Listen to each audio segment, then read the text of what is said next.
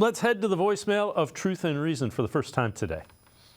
After that bee-slapping we took yesterday, I think you guys need to really consider how you think about Kevin Stefanski. The Browns were completely and totally unready for this game. They looked like a high school team out there. The players can only run the scheme you gave them. The scheme that they were given was terrible, whereas, on the other hand, Houston had a brilliant scheme. I mean, everything that we thought they were going to do, they did something else. This is that time when I keep telling you about Kevin Stefanski, when he lays that big, giant egg. It's in the bigger games. He's never going to get us past a first round of playoffs. I mean, that was ridiculous. We got blown away. I'll let you hear what you guys say. Thanks. Bye. Couldn't disagree with you more. You're playing with your fourth and fifth tackles, who for really the first time all year look like your fourth and fifth tackles. Fourth quarterback, no Nick Chubb. I could go on. And as I say that, I'm surprised they made it to the playoffs with what they overcame. But they didn't play well. They just didn't. Yeah, and I mean, it happens when you don't play well. And like you said, we picked a bad day to have a bad day.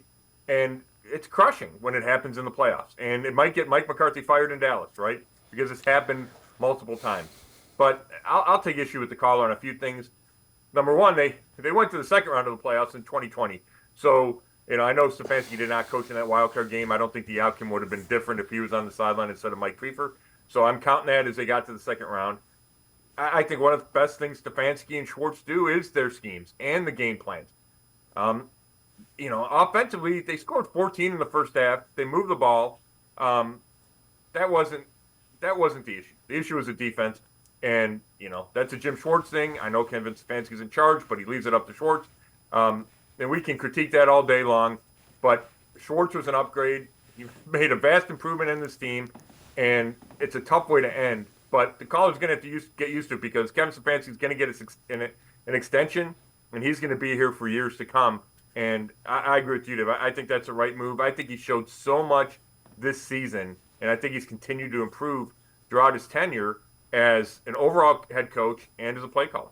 Yeah, again, just look at the quarterback situation, and he hasn't had, when he's had decent quarterback play, Baker Mayfield, Joe Flacco, he's gone to the playoffs. Right. That's huge. Quarterback play is everything in the NFL. I mean, he won games, and it's so hard because you're focusing on the Houston loss, which is really tough to take, and then you're looking at the whole season, and the fact that they got to the playoffs, like you mentioned, was a minor miracle, right? And the fact that he won games with P.J. Walker, like, that counts as a miracle. DTR was not ready to play at a high level, and he beat Pittsburgh with DTR. So, you can't just remove that from Kevin Stefanski. Guys didn't play well, right? And you can say they got out-coached, but you have to look at more than one game. And you take the big picture view, he had guys ready, and he did a tremendous job.